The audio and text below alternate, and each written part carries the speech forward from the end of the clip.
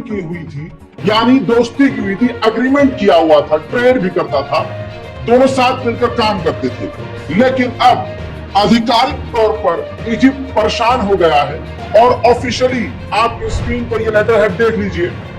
Officially बयान जारी कर दिया है इजिप्ट ने यानी मिस्र ने और कह दिया है कि साउथ अफ्रीका ने इजराइल के खिलाफ जो केस दर्ज किया है अंतरराष्ट्रीय कोर्ट में, हम उसको ज्वाइन करेंगे और इजराइल के खिलाफ लड़ेंगे। अब जाहिर सी बात है इसके बाद रिश्ते खराब होंगे। इसके अलावा इजिप्ट की सरकार के द्वारा ऑफिशियली इस बात को कहा गया कि हमने यानी कियारो ने पहले ही, इजिप्ट की सरकार ने पहले ही इजराइल को वार्निंग दे दी थी कि आप जो रफा के अंदर घुसकर ऑपरेशन और कत्लेआम कर रहे हैं, इससे आपकी और हमारी दोस्ती, हमारी जो पीस डील है वो खतरे में पड़ गई है। दोस्तों, इससे साफ क्लियर हो गया है कि इजिप्ट को पता है कि रेड लाइन क्या है। हालांकि इस कलयुग में किसी पर भरोसा नहीं कर सकते, कल इजिप्ट को पैसे का लालच दे दिया जाए, पता नहीं इजिप्ट क्या करे।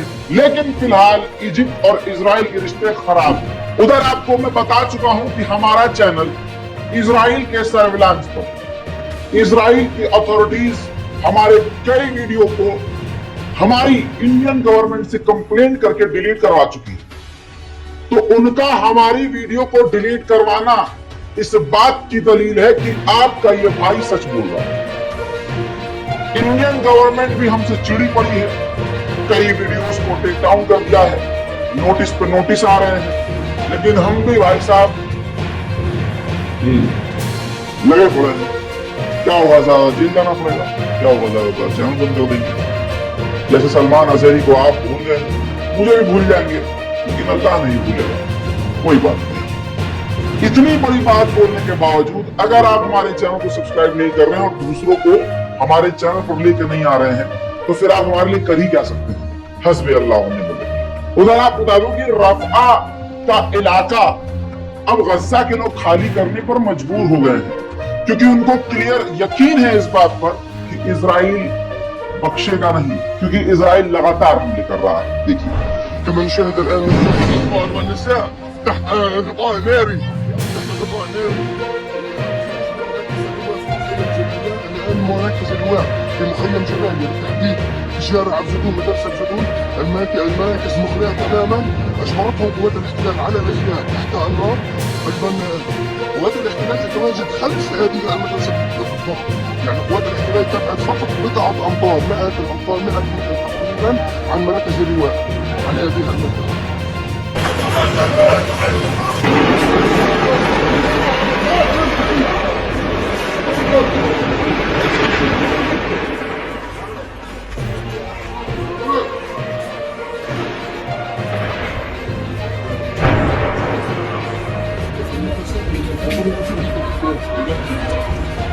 وين صوتك شوي، وين صوتك؟ इसके अलावा इजराइल हवा से, तस्वीर देखिए, हवा से रफा के इलाकों में पर्चे गिरा रहा है जिसमें अरबी लैंग्वेज में लिखा हुआ है, धमकी भरे शब्द हैं और रफा के लोगों को रफा खाली करने की धमकी दी जा रही है। इसके अलावा एक बात और जिस पर सिर्फ मैं आपका ध्यान लेकर जा रहा हूं और दूसरे लोगों को भी देख रहा हूं, वो सिर्फ पॉइंट टू पॉइंट 4 बातें बोलकर व्यू कमा कर निकल रहे हैं, लेकिन एक्चुअल में मिडिल ईस्ट में और इजराइल, फिलिस्तीन, गज्जा और ईरान, इराक, सीरिया, लेबनान, इन तमाम जगहों पर बारीक बारीक जानकारी निकालकर मेरी टीम आपके सामने रख रही है। दुआओं में याद रखिएगा हजरात। बताना चाहूंगा कि हमारा ध्यान गज्जा पर है, लेकिन वेस्ट बैंक, फिलिस्तीन का एक बड़ा शहर वेस्ट बैंक, वो भी खतरे में है। बताना चाहूंगा कि उसके ऊपर अभी बमबारी हुई और बमबारी के बाद अब F-35 विमान, दुनिया का टॉप लेवल का एडवांस अमेरिका का F-35 विमान जो इजराइल उड़ा रहा है वेस्ट बैंक के ऊपर। देखिए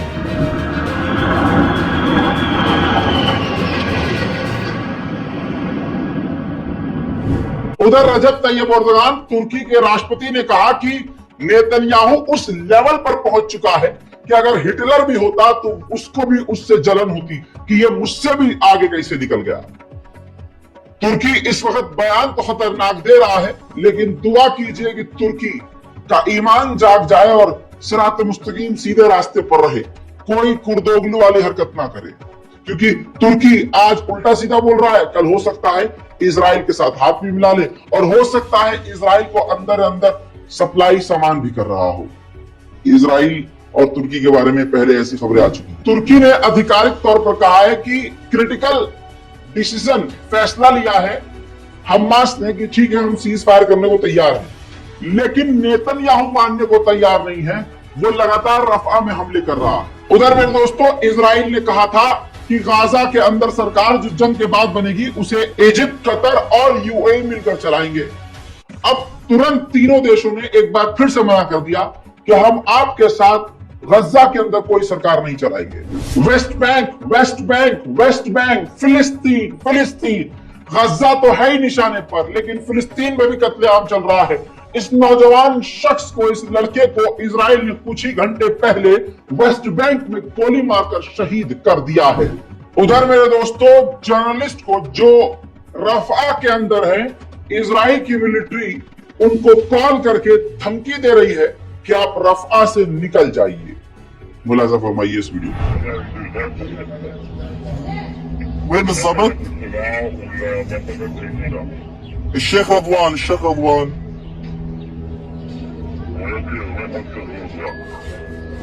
يخلف عليك। हजरात, यूएन के स्कूल को गजा के अंदर तबाह किया गया। ये यूएन के स्कूल की तस्वीर है, जिसकी तबाही की तस्वीर खुद सोशल मीडिया पर, इंस्टाग्राम में डाली। और ये अगली तस्वीर रफा के अंदर एक मस्जिद की है, जिसे शहीद किया गया और शहीद करने के बाद आग के हवाले कर दिया गया। यह है इजराइल। मेरे दोस्तों यूएन की महिला अधिकारी ने कहा कि गजा में जो जेनोसाइड हो रहा है वो होलोकास्ट की याद दिला रहा है। उधर मेरे दोस्तों हर इजरायली फिलिस्तीन पर जुल्म करने की 24 घंटे लगातार कोशिश कर रहा है। अब इस तस्वीर को देखिए, इजरायली सेटलर्स ने जो ट्रक मदद का गजा जा रहा था, उस ट्रक को रोक कर पलट दिया, सारा सामान बिखेर दिया।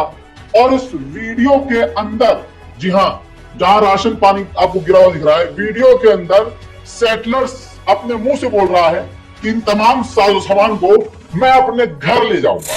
ये इजराइल है दोस्तों, यहूदी हैं। इसी मिजाज के भारत में भी एक खास तरह के प्राणी हैं। दोनों से बच के रहिए और अपने आप को जिंदा रहने के लिए मजबूत रखिए, लड़ने के लिए तैयार रहिए। यह आप पर कभी भी हमला कर सकते हैं, या आपको कभी भी तोड़ सकते हैं। अपने ईमान को मजबूत रखिए। फिलिस्तीन, गजा